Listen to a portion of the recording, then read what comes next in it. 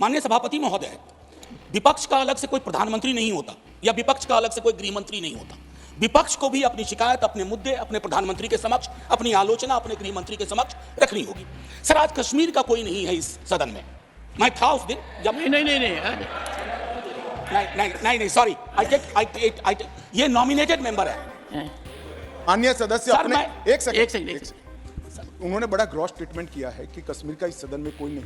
वो अपने बारे में कह सकते हैं, हमारे बारे में क्यों कह रहे? हम तो सदैव कश्मीर के हैं, हमेशा के। आपके बारे में वो सच हो सकता है, हमारे बारे में आप कैसे स्टेटमेंट कर सकते हो भाई?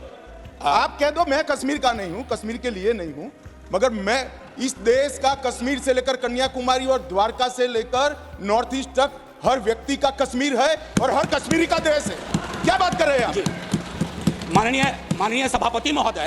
माननीय सभापति महोदय, सदन की व्यवस्था के तहत मैंने ये बात कही थी। वो नॉमिनेटेड मेंबर है, मैं जानता हूँ। माननीय गृह मंत्री जी ने दूसरी बात कही है। सर, मैं समझ गया। सर, या तो मुझे बात कहने दी जाए। मैं ये कह रहा था कि जैसे मैं बिहार से चुन के आता हूँ, उस संदर्भ में मैंने ये बात कही थी, देश तो सबका है सर, तिरंगा यहाँ कहीं किसी से छोटा नहीं है सर। संवेदनशील राज्य की असंवेदनशील तरीके से उसका कानून लाए हैं और वहाँ का प्रशासन जो है, शासन जो है, बाहरी ताकतों के माध्यम से चलाया जा रहा है। वहाँ के लोगों को, वहाँ के बाहरी ताकतें मतलब आउटसाइड द स्टेट, और वहाँ के लोकल लोगों का कोई पार्टिसिपेशन उसमें नहीं है। इसलिए मैं सारी बातें आपके सामने रखना चाहता था। बहुत बहुत धन्यवाद। और चुनाव तारीख भी तत्काल इनको लागू उसको करना चाहिए, क्योंकि डिलिमिटेशन के अंदर जो भी हुआ, एक तरफा काम हुआ है, वहाँ के आपके हर पार्टी के लोगों से भी संपर्क आपका है कि नहीं, मैं नहीं जानता। Leader of the house. और दूसरा ही नहीं सर, ये भी बात समझ लीजिए, पीडीपी के नेता महबूबा जी को आज हाउस अरेस्ट करने का क्या कारण है? ऑनरेबल होम मिनिस्टर, ये खड़ा हुआ हूं, सुबह एलजी साहब ने स्पष्टता कर ली है, वो जहां जाना चाहे हम सिक्योरिटी भी देंगे, जा सकती है। अब जबरदस्ती कोई बाहर नहीं ले जा सकता। कोई हाउस अरेस्ट नहीं हुआ है, मैं रिकॉर्ड पर कहना चाहता हूं। Leader of the house, leader sir, ये मेरी सर, ये तो बड़ा गलत आरोप है। ये कैसे आप टॉलरेट करेंगे?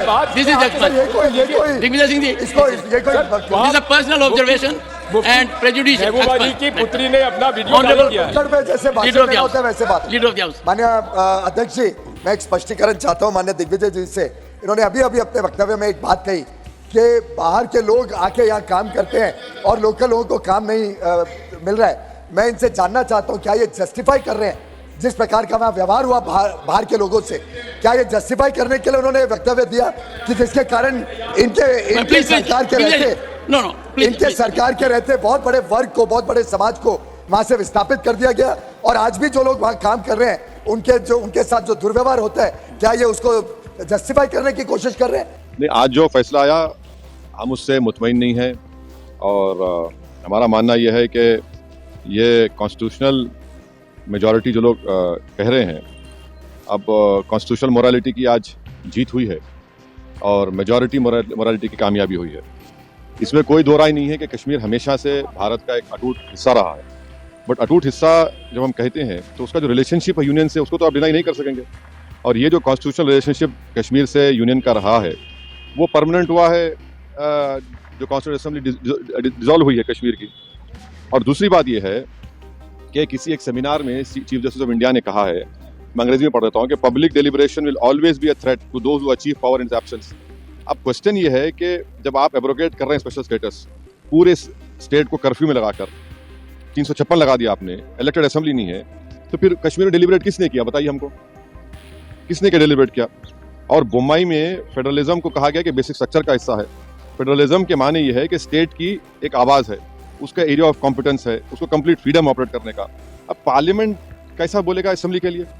और पार्लियामेंट और कैसे पार्लियामेंट एक रेजोल्यूशन पास करेगा जो असेंबली को पास करना था? तो मेरे नज़र में 370 को जो एब्रोगेट किया गया है, ये वायलेशन है कॉन्स्टिट्यूशनल मोरालिटी का। और जो एब्रोगेशन, बाइफर्केशन और डाउनग्रेडिंग हुआ है एक स्टेट के यूनियन टेरिटरी का, ये तो बहुत बड़ा धोखा हुआ है जो हमने कश्मीर के आवाम को वादा किया था। मैं पहले भी कहा हूँ, आज भी कह रहा हूँ कि अब ये तो लेजिटिमाइज हो चुका है कोर्ट से, तो कल बीजेपी को कोई नहीं रोक सकेगा चेन्नई, कोलकाता, हैदराबाद और मुंबई को यूटी बनाने के लिए। और इसका सबसे बड़ा नुकसान जो होगा, आप देख लेना फ्यूचर में, डोगरास को होगा और लद्दाख के बुद्धिस्ट को होगा। वहां पर डेमोग्राफिक चेंज होगा। अभी से आप देख रहे हैं कि जम्मू में जितने राइस मिलें थी वो डोगरा के लोग हाथ से निकल गई, और लद्दाख में आप देखेंगे बहुत बड़े पैमाने पर बुद्धिस्ट लोग नाराज होंगे और वहाँ पर डेमोग्राफिक चेंज होगा।